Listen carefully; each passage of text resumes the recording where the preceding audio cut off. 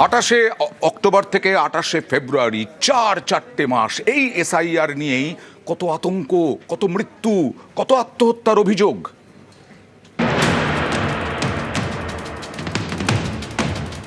27 October 2025 সোমবার নির্বাচন commission ঘোষণা করে 28 অক্টোবর থেকে পশ্চিমবঙ্গে এসআইআর শুরু। पिछले एसआईआर की मतदाता सूची से मैनुअल भी और तकनीकी तरीके से भी दोनों स्तरों पर मिलान का कार्य लगभग पूरा कर लिया गया है और इसके तैयारी के आधार पर अब चयनित राज्यों में एसआईआर का दूसरा चरण प्रारंभ किया जाएगा। 4 নভেম্বর থেকে বাড়ি বাড়ি গিয়ে ভোটারদের তথ্য যাচাই শুরু করে দেন বিএলওরা। প্রথমে ঘোষণা করা হয় 9 ডিসেম্বর খসড়া তালিকা প্রকাশ করা হবে, পরে 7 দিন সময় বাড়ানো হয়। খসড়া তালিকা প্রকাশের পর দেখা যায় বাদ গেছে 58 লক্ষ ভোটারের নাম। এরপর থেকে অনেকের মনে আতঙ্ক, মতুয়াদের মনেও তৈরি হয় আশঙ্কা। 2002 সালে ভোটার তালিকায় আপনার নাম না নাই। শান্তনু ঠাকুর বলছিল যে সম্মতই ভোট থাকবে, আমরা আমাদের গ্রামবাসী সবই আমরা আশঙ্কা আছি, আতঙ্কে আছে। হ্যাঁ, হাজার হাজার মতুয়ারা আমার মতন সংকটে আছে। খসড়া তালিকায় নাম বাদ গেছে, চূড়ান্ত তালিকায় নাম থাকবে কি? এই আতঙ্কে একাধিক মৃত্যু হয়েছে বলে অভিযোগ ওঠে।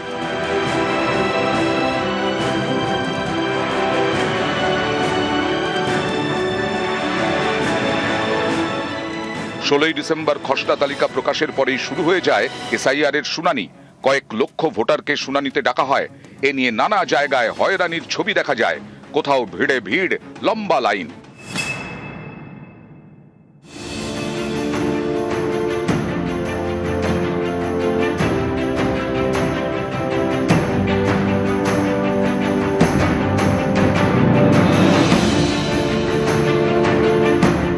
কোথাও শতায়ুকে শুনানিতে ডাক।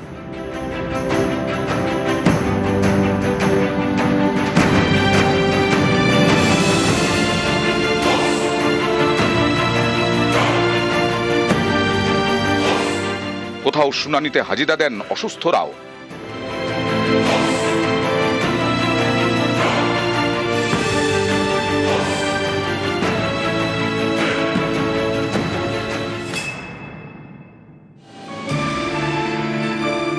উত্তর দিনাজপুরের গোয়ালপুকুর থানার চুডাকুট্টি এখানকার বছর 32-এর যুবক শুনানিতে ডাক পেয়ে আতঙ্কে আত্মহত্যা করেন বলে অভিযোগ।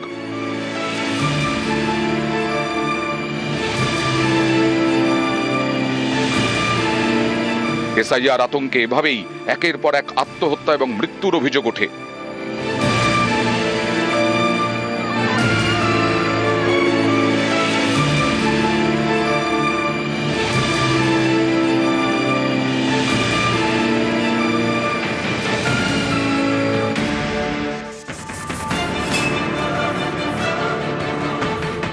শুধু ভোটার নন, এসআইআর কাজের চাপে বেশ কয়েকজন বিএলও আত্মহত্যা করেন বলে অভিযোগ উঠেছে।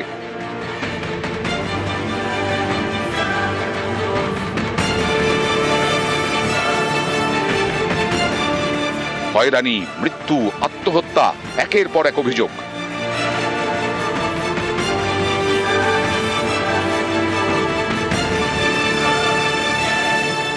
শুনানি চলাকালীন দক্ষিণ 24 পরগনার বাসন্তী, উত্তর দিনাজপুরের চাকুলিয়া এবং মুর্শিদাবাদের ফারাক্কা সহ বেশ কয়েকটি জায়গায় উত্তেজনা ছড়ায়, ভাঙচুর চলে।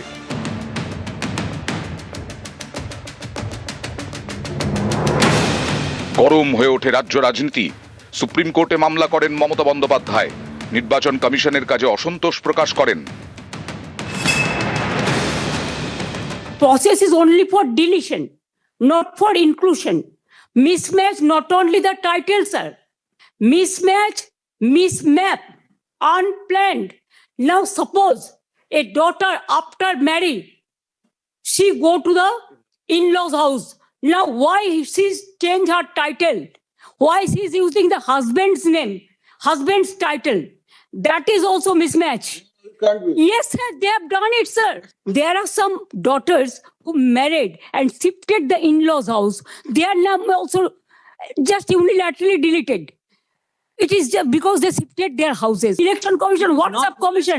WhatsApp Commission is saying it is only the micro observer Only they are deleting all the names. They are all government of India officials. They are not allowing the people. So let the matter. They are not allowing the Civil domain. state officials. They are not allowing the domicile certificate. They are not allowing the government certificate. পশ্চিমবঙ্গে SIR এর কাজে judicial officer নিয়োগের নির্দেশ দেয় supreme court.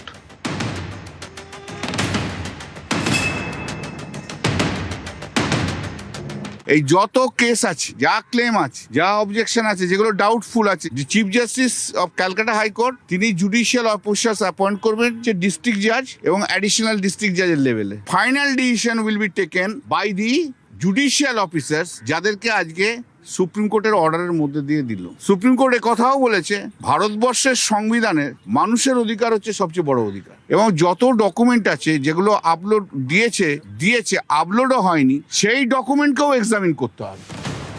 13ই ফেব্রুয়ারি SIR এর শুনানি শেষ।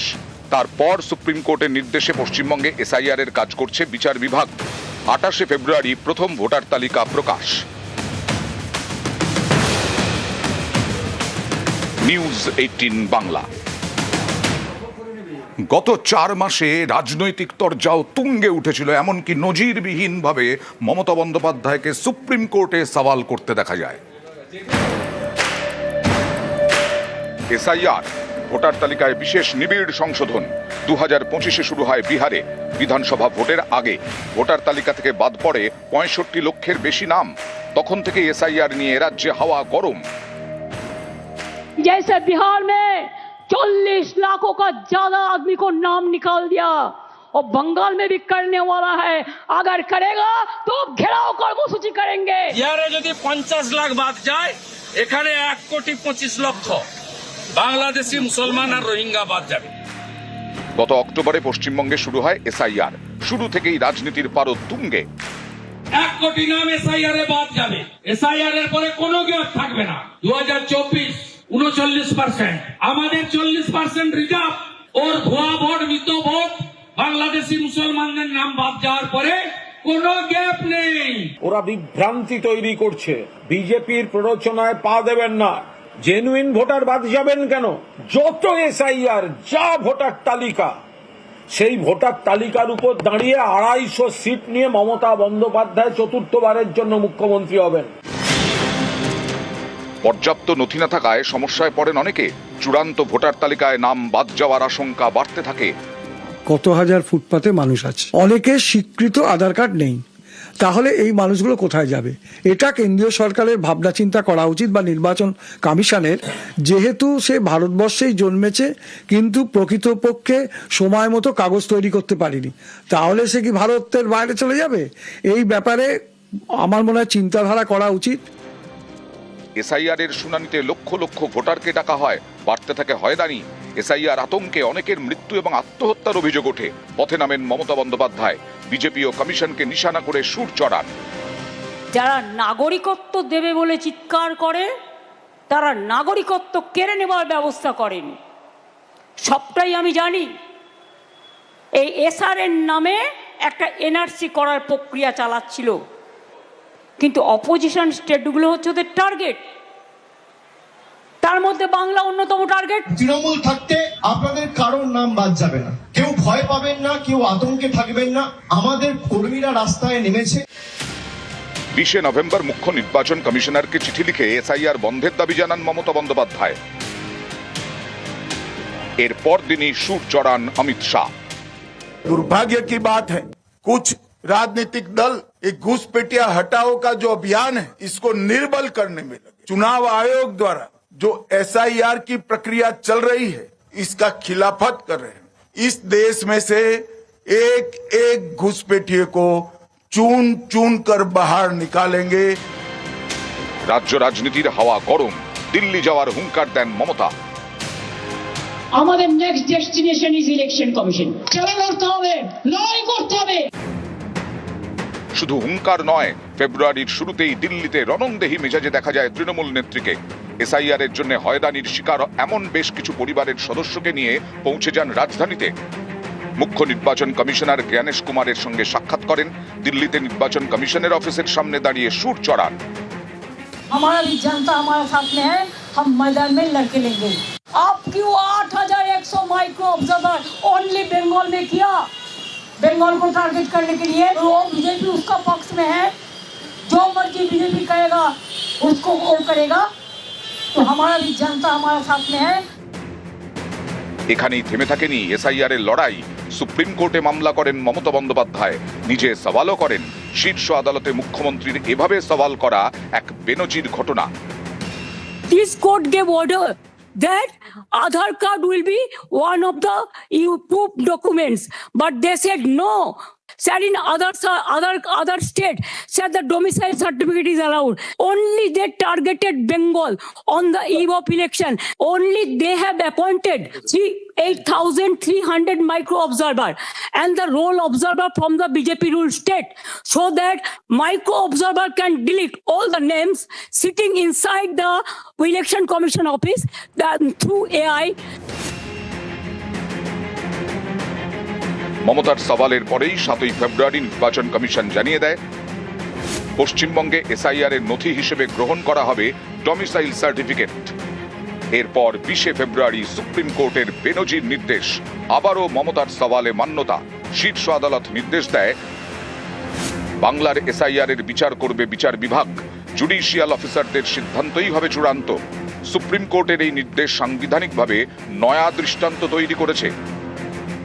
ভারতবর্ষের ইলেকটরাল রিফর্মসের আজকে ইতিহাস তৈরি হলো। এই যে চিফ ইলেকশন কমিশনার ভাবতো তিনি ছাড়া কিছু হবে না, আজকে তা শেষ। আজকে সুপ্রিম কোর্ট বলল যা অবজেকশন আছে, chief justice of Calcutta high court তিনি জুডিশিয়াল অফিসার্স অ্যাপয়েন্ট করবেন। সুপ্রিম কোর্টের নির্দেশ মতো নথি খতিয়ে দেখছেন বিচারকরা। এরই মাঝে ভোটার তালিকা প্রকাশ, এসআইআর এর পরে প্রথম ভোটার লিস্ট শনিবার। নিউজ 18।